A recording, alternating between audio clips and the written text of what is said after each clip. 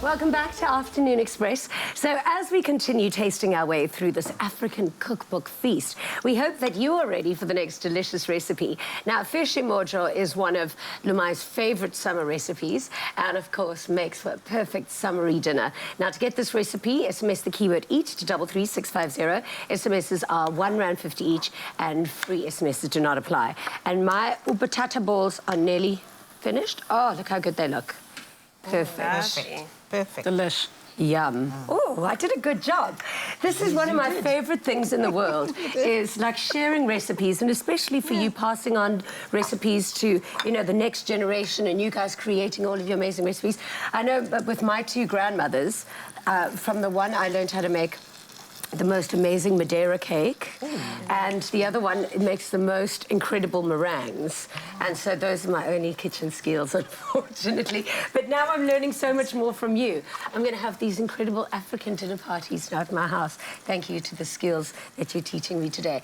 What is the best recipe that you've learned along the way in your family? Oh, my word. I haven't learnt it, but I watched it being made when I was very young. My mother very seldom cooked. She was a working doctor full-time, but she made the most incredible Durban lamb curry, and she made these amazing sambals. And I remember a particular day that it was freezing cold in Durban, and she made this dish out of nowhere. She finally had time, and yeah, I've always tried to recreate it once or twice. Yeah, curries are so good, especially for winter. Really, really amazing. They're my favorites. Really, yes. I love curries. Yeah.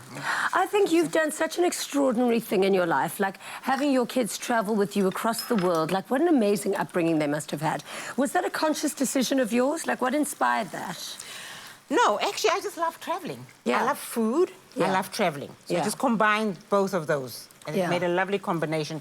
Just to go wherever, you know, at one time we said, oh, we want to go to Bali. And the travel agents had Mali. And so she said, like, Mali? And I thought, Mali? Isn't Mali all the way up to Timbuktu? So that's the story Lumai told earlier. So that's how we ended up up the Niger River to Timbuktu.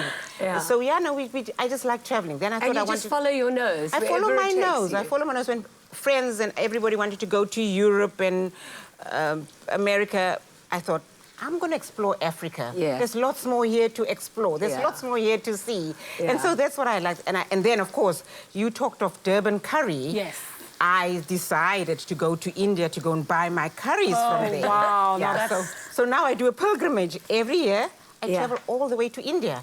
I buy all my spices, I buy all my curries, I hope you finally did get to Bali, because that's some really good food. I did. Oh, good. They have seriously good food. We did so many seasons of Top Travel that took us all over the world. We did 26 countries every 6 months, and it was incredible.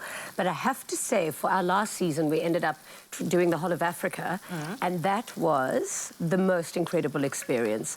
We really don't need to go far to find the most unbelievable senses, tastes, smells that you'll ever experience in your life.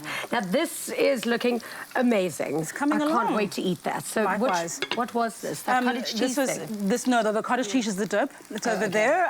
This was the, remind me the name. It's Tamia. Thank you, Tamia. Thank you, white beans. Remember, this is what was being pounded. This is that different falafel. That's it. Amazing. It's exactly right. It is like a falafel. But that also, I mean, all of this, I suppose, are just nice and easy things to have in a dip. Yeah, and also finger foods. You know, whenever you think of finger food and cocktails, people always think of bringing out the cheese and the breads and the what are the kind of vegetable sticks and stuff. And yet there's a lot of African stuff. Like, I've got a whole section in the book that's got a whole lot of finger food.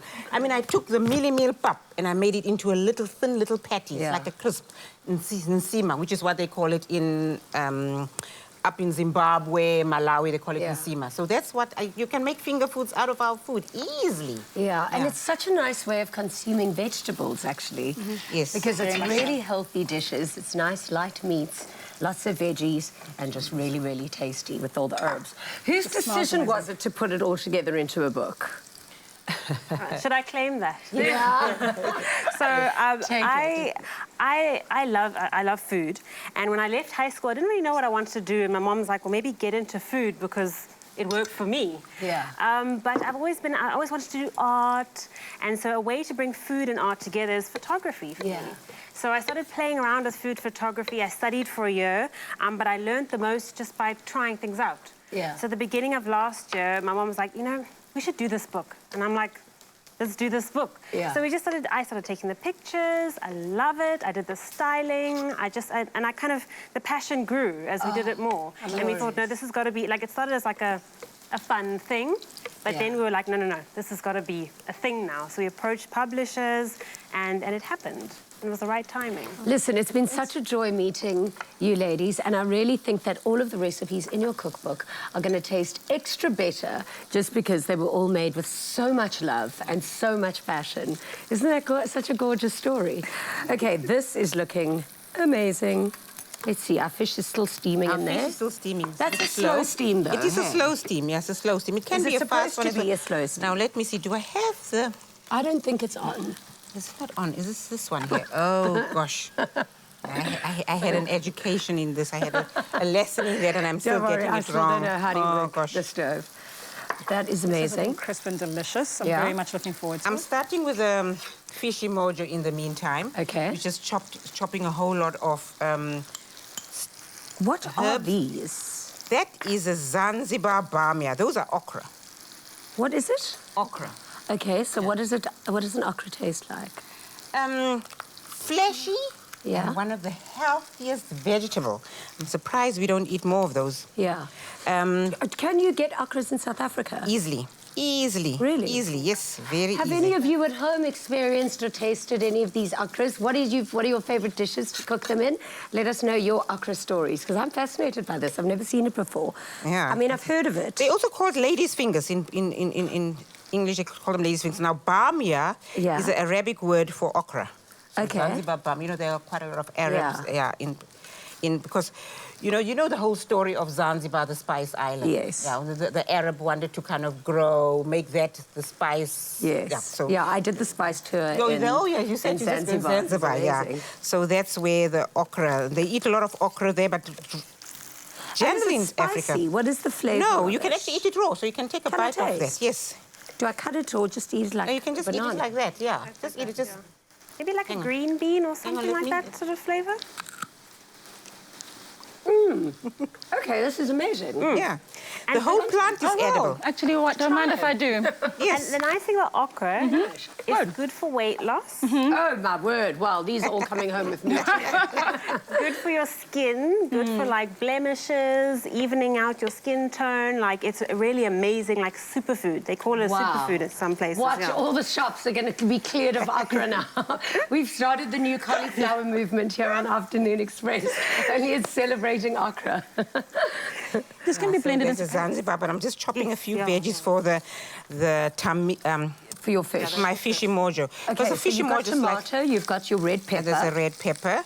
And it's like a lovely salad, you know. I don't know if you... We have the pickled fish. Yes, But you can also just have this fish salad where you kind of just take a whole lot of salad ingredients and fish, steamed fish, like I'm going to do with a little salad dressing and mix it all together. And then you have your fish Imojo. And Imojo actually means a mixture of fish and a whole lot of stuff. So you have your fish, your prawns, your shrimp. You can actually use other seafood as well. Amazing. But I've just decided to use the fish and the prawns. Yeah. So eating this amazing fish Imojo will bring back your mojo. a bouillabaisse in an African name.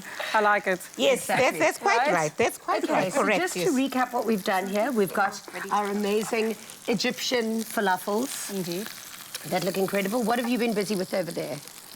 What I'm making here is the sauce part of the... So the fish Imojo is like a seafood salad. Yeah. And this is almost like the dressing, the salad dressing, Amazing.